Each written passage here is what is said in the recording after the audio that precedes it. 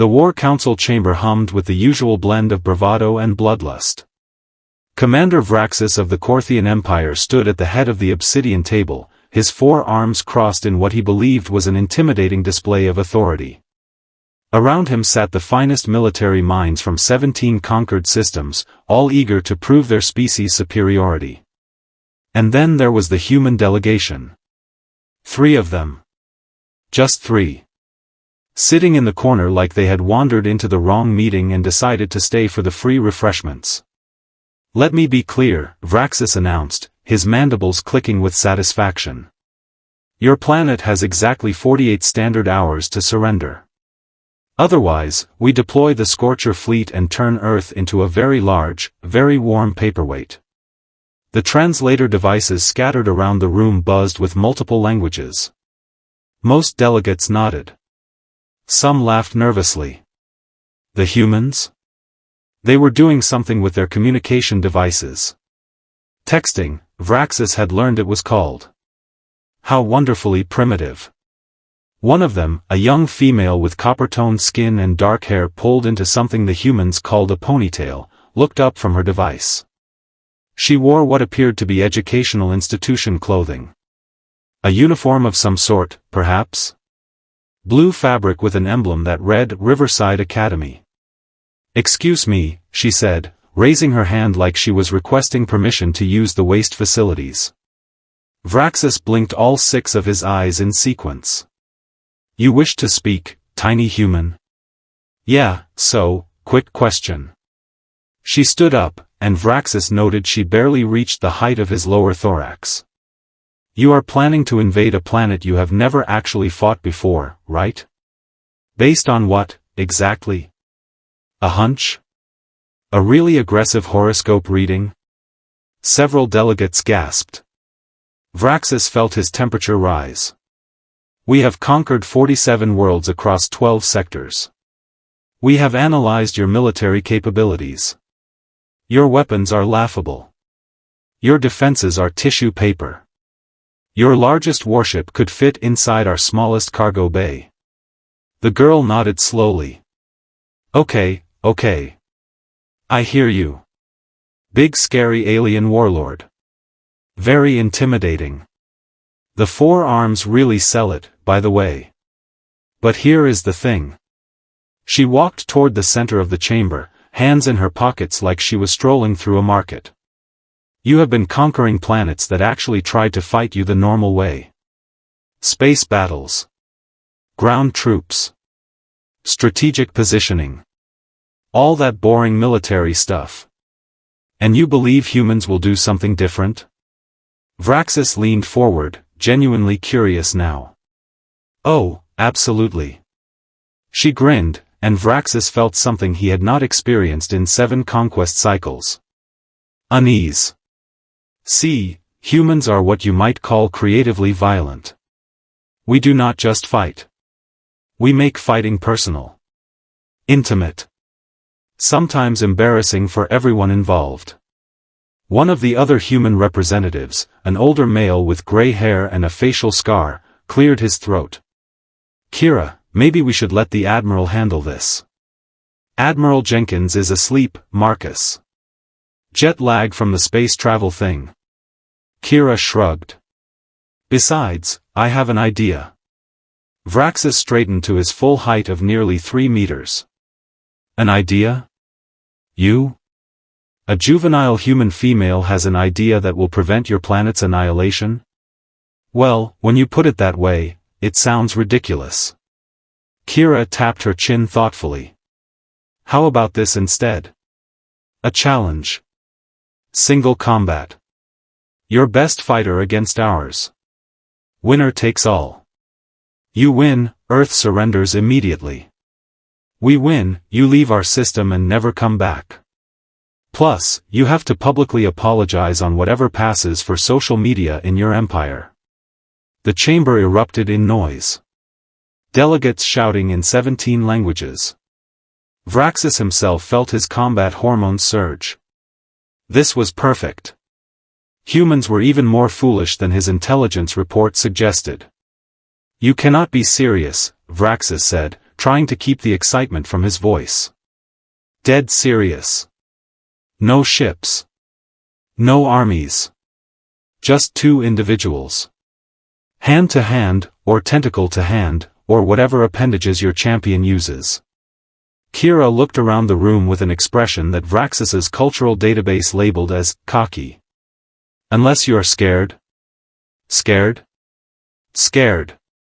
Vraxis had personally defeated the champion of Grelker 9 in ritual combat. He had bested the mechanical warriors of the Silicon Collective. His battle record was legendary. I accept your challenge, small human. Vraxis felt victory already in his grasp. My finest warrior will crush whatever pathetic specimen you put forward. Awesome. Kira pulled out her communication device again. What time works for you? I have calculus homework due tomorrow, so preferably something after school but before dinner. Tomorrow at midday. In the central arena. Vraxis gestured to his second-in-command. Prepare the Warwalker Gorix. Tell him to sharpen all 7 of his blades. Cool, cool. We will be there. Kira started walking back to her seat, then paused. Oh, one more thing. When we win, and trust me we will, I want you to tell everyone exactly how you lost. Every detail. No lying, no embellishing. Complete honesty. Vraxis laughed, a sound like grinding metal plates. When you lose, little human, your species will have no voice to tell anything. Sure, sure. See you tomorrow, Commander.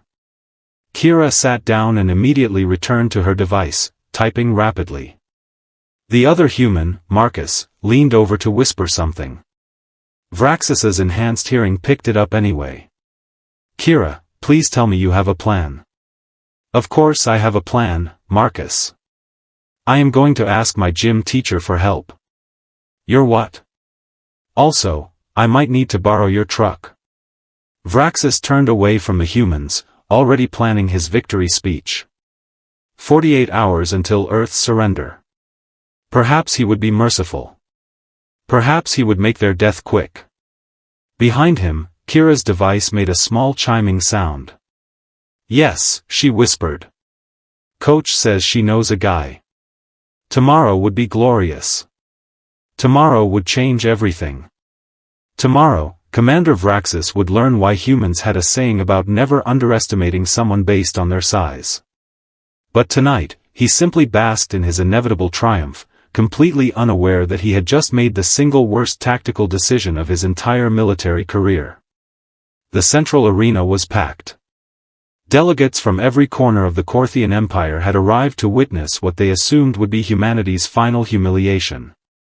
Vraxis stood in his command box, all 4 arms spread wide in a gesture of supreme confidence. Below, in the fighting pit, stood Gorix the Destroyer. 3 meters of pure muscle and chitin armor. 7 bladed weapons magnetically attached to his belt. A combat record of 273 victories, 0 defeats. The creature's exoskeleton gleamed under the harsh lighting, and his mandibles clicked in anticipation. Where is your champion, human? Vraxis called down to where Kira stood at the edge of the pit, still wearing that ridiculous school uniform. Stuck in traffic, actually. Earth traffic is pretty bad. Kira checked her device again. Should be here in, like, 5 minutes. 5 minutes. This is a formal combat challenge, not a casual social gathering. Vraxis felt his secondary hearts racing. The agreement was midday precisely. Yeah, about that. Kira looked up, shielding her eyes from the lights. Nobody actually defined which planet's midday we were using. Earth has multiple time zones. It is a whole complicated thing. You really should have been more specific in the contract language. Marcus, standing beside her, covered his face with one hand. A door at ground level hissed open. Every eye in the arena turned toward it. What emerged was not what anyone expected. She was human, obviously. Female. Perhaps in her 6th decade of life, with silver hair tied back in a practical bun. She wore simple gray clothing and moved with the kind of easy confidence that comes from decades of experience. In one hand, she carried a small duffel bag. "Sorry I am late," the woman called out cheerfully. "Had to stop for coffee. Also, parking here is absolutely terrible. Do you people not believe in designated spaces?" Vraxis stared. "This is your champion? This elderly female?" "Elderly?" The woman stopped walking and fixed Vraxis with a look that could freeze plasma. "I am 58 years old, which is perfectly middle-aged, thank you very much. And the name is Rita Vasquez. Former Marine Corps drill instructor, current high school self-defense teacher, and lifetime holder of more black belts than you have appendages." "You sent a teacher?" Vraxis could barely contain his laughter. "Not a soldier? Not a warrior? A teacher of children? Technically, teenagers. Which is way harder than fighting aliens, trust me." Rita dropped her bag and started stretching. Her joints made small popping sounds. "Also, I teach them how not to get kidnapped by creeps. Which, let's be honest, includes overly aggressive space commanders who make threats at school children." Gorix clicked his mandibles aggressively and stepped forward.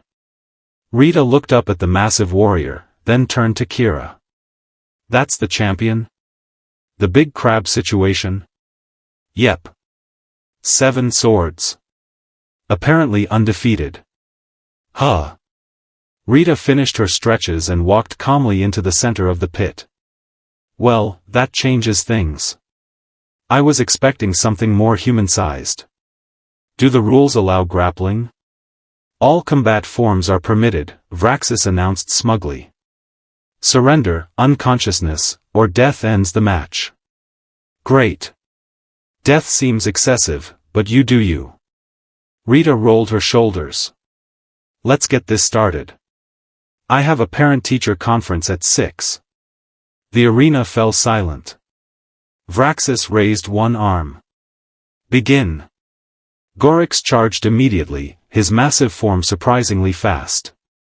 He pulled 2 blades from his belt, swinging them in a pattern designed to overwhelm opponents with pure aggression. Rita stepped sideways. Just stepped. Casual. Easy. Like she was avoiding a puddle on a sidewalk. Gorix spun, bringing both blades around in a devastating horizontal slash. Rita ducked under it, closed the distance, and did something that made every military mind in the arena suddenly recalculate every assumption they had ever made about humans. She grabbed one of Gorix's leg joints and twisted. The sound was like breaking tree branches. Gorix stumbled, mandibles spread in what was clearly a scream of pain. He swung wildly with one blade. Rita caught his arm at the wrist joint, used his own momentum against him, and flipped the massive warrior onto his back with a technique that looked effortless. "Rule 1 of fighting," Rita said conversationally, keeping pressure on the joint. "Size does not matter if you do not know how to use it. Rule 2?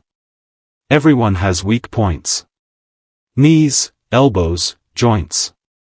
Biology is biology, whether you are from Earth or Epsilon whatever." Gorix thrashed, trying to bring his other weapons to bear. Rita shifted her weight, applied more pressure, and something else cracked audibly. "Rule 3, and this is important." Rita's voice carried across the silent arena. "Never, ever threaten children in front of someone who has spent 3 decades teaching self-defense to teenage girls. We take that personally." Another twist. Another crack. Gorix went limp, unconscious from pain. Rita stood up, brushed dust off her pants, and looked up at Vraxis. "I believe that counts as victory. Unless you want to go best 2 out of 3. I have about 45 minutes before I really do need to leave." Vraxis could not speak. Could not move. His entire worldview had just been shattered by a middle-aged human female who taught teenagers how to throw punches. Kira's voice broke the silence. "So, about that surrender agreement?" And the public apology? I brought a camera. Hope you do not mind if I record this for posterity. Maybe a few blooper reels. Whatever works. The arena erupted in chaos. Delegates shouting. Some demanding rematches. Others already calculating political ramifications. Vraxis slowly descended to the pit level. He approached Rita, who was now drinking from a water container and checking her device. How? He managed to ask. Rita looked at him with something approaching sympathy. Commander, you have been conquering planets that fight like you fight. Big ships. Big weapons. Big warriors. You got comfortable. Predictable. She gestured around the arena. Humans? We have been fighting each other for thousands of years. Every size, every style, every dirty trick imaginable. We got really, really good at finding weaknesses. But you are not even a soldier. No, I am a teacher. Which means I spend every day dealing with humans at their most unpredictable, irrational, and occasionally violent. After handling cafeteria fights and preventing bullying incidents, one oversized space crab is basically a light workout. Vraxis felt something he had not felt since childhood. Respect. And fear. Earth is officially off limits, he said quietly. The Corthian Empire will not return. Appreciated. Rita picked up her bag. Kira, you need a ride back to campus? That would be amazing, coach. Thanks. As the two humans walked toward the exit, Vraxis heard Rita's voice carry back. So, did you finish that calculus homework? Most of it. Question 7 is impossible though. Question 7 is always impossible. Just show your work and hope for partial credit. And just like that, the humans left.